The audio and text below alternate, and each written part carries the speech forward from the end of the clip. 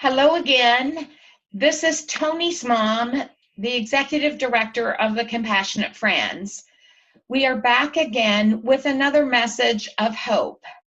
And today we have French Smith, and he has some messages that he would like to give to all of you. So thank you, French, for joining us today. Thank you, Debbie. Thank you, Debbie. And what brought us to Compassionate Friends is probably what brought every parent. We lost our son, our 23-year-old son, November the 7th, 1999. And we were devastated, like all parents are. I didn't think that the world could go on. I mean, we were just in shock. Unfortunate for us, we did not have a Compassionate Friends in our hometown, and we had never heard of Compassionate Friends. So we went to a local support group that the hospital offered. And we were just going for somebody to give us hope and understanding. And we had a bad experience. The lady running it, her child had been dead for 10 years. And her grief was worse than anybody's. And I was crying, and she told me, if you think it's bad now, you wait till 2 years. And I went, oh my gosh, I'll die. It can't get worse. And we came home, and I told my wife, I said, I don't know where I'm going to be down the road, but I don't want to be like that. I want to get better. And we just sort of went on through the first year, and we struggled, just trying to get up and make it each day. And the second year, somebody called me and said, look, they have a candle lighting service, a worldwide candle lighting service for all children that have died. And it starts in New Zealand at 7 p.m. And we got excited, so we lit a candle on the second Sunday of December. I think that was 2002 for Stephen.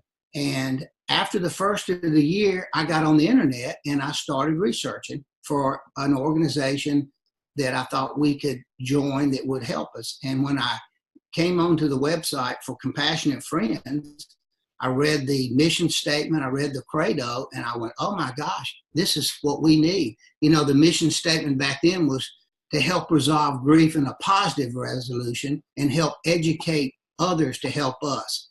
And I went, this is what we need. I picked up the phone. I called Terry. Her name was Terry Eubanks at the time, Terry Noby now. Wonderful lady, real compassionate, and told her we didn't have a Compassionate Friends here in Monroe. We didn't have one within 200 miles of us, but I wanted to start a chapter. So she had a couple of chapter leaders call me, and they talked to me. And the next thing we know, we're at a chapter leadership training in April of 2002. And that's kind of how we came into Compassionate Friends. Wow. That's a great story to hear, how it is discouraging sometimes, I believe, from hearing others that maybe haven't found, as you said, that positive resolution, not meaning that we get over the death of our loved one. Of course, we never will. We carry that with us. However, we can resolve it in a positive manner that we can go on with our lives. I love that, French. I love that story. So you've been involved now for a number of years with the Compassionate Friends, and I'm sure you've seen a lot of people come and go. How do you think the Compassionate Friends helps others on this grief journey? Well, that's a great question, and I want to back up. When I first read positive resolution, I thought, what is positive about losing your child? And then I understood that, you can have a positive resolution. It doesn't take away your pain. You have to work through your grief. But what really was the key for us, when we went to Atlanta, we met a couple named Carl and Sue Smith. And I'm telling you, they were wonderful. Carl said, tell me about Stephen.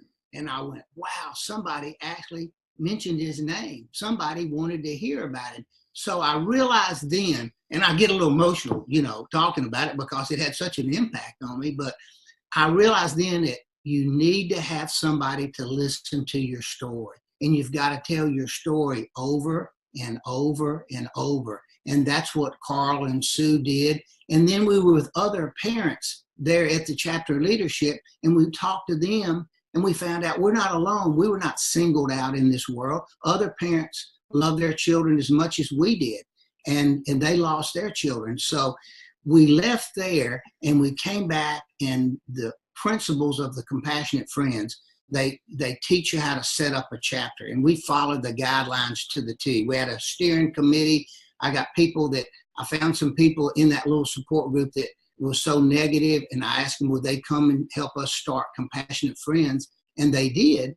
And we followed the process of bringing people in and listening to their story and telling them, it's okay.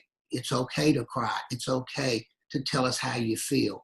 And that's what we found out. In the hugs, we had buttons. I don't know if they still have buttons. Hugs help. Well, they helped. And, and at that point in time, for Marilyn and I, where we got our help through the national organization. Terry, I met people like Gloria Horsley, Kathy Seahutter. After about 2 or 3 years running the chapter, I actually got on the board of directors, was elected to the board and served there. Rick Yachty, all these people became a big part of my life. And then I did the chapter leadership training courses. I went to Orlando. I went to Minnesota, Manhattan, New York, Charlotte, North Carolina, met some wonderful people and found out it doesn't matter where you live. It doesn't matter who you are. This process is all the same. You have to work through it. So for Marilyn and I, it was the organization itself. It was the people that have the leadership positions. We took that back locally to our local chapter, and we started, we have a candlelight service. We just had a wonderful candlelight service that we put pictures on the internet, and we have 150 to 200 people. And it's emotional, but it's a great way to light that candle that their light will always shine in your heart. So that's what I found as far as success in your chapter, is to let people come and share their story, and just, you don't have to say anything. Just let them know that you're there for them and give them hope that they'll be where you are one day. What a wonderful message. And you mentioned icons, as you yourself are within our organization. You're the foundation of what Compassionate Friends is today, and we're building on that. And, I think the message that you give is very important, that maybe there isn't a chapter in your area, but maybe you could start one. Maybe you can call our organization, look online, and find some other parents that want to join you. And telling the story is important. And I know many people think, oh, good grief, I don't want to go to a meeting where they just sit around and cry. But that's not what we do. We really celebrate the life of our children. And I think that's the message that you gave us. So as you know, unfortunately, people keep coming. There's a need for us. And so there are many that are very new on this grief journey. Or perhaps they're not new, but they haven't found the help that they needed. French, do you have a message of hope that you would like to give to others? Debbie, I absolutely do. The message I want to give is that you will survive this. You will get better. It will not stay as bad as it is when your child first dies. And my recommendation is to reach out, find a Compassionate Friends chapter. We have chats, chat lines online at the national website.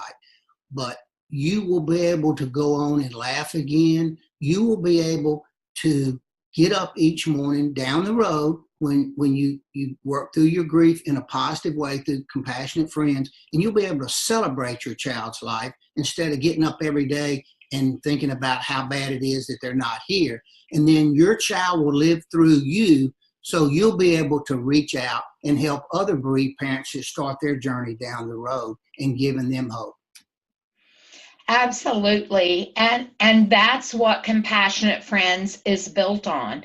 It's one parent, one grandparent, one brother, one sister, reaching back and taking the hand of another and bringing them along in their grief journey, showing them the way. I want to remind everyone that we do have a wall of hope on our webpage at compassionatefriends.org, that there are people that have already placed their own messages of hope there, along with a picture of their loved one. So if you'd like to go to our website and take a look at that, there are some additional messages there. Thank you, French, for joining with us, and thank you most of all for being there for so many families that have needed you. Thank you, Debbie. It was a pleasure.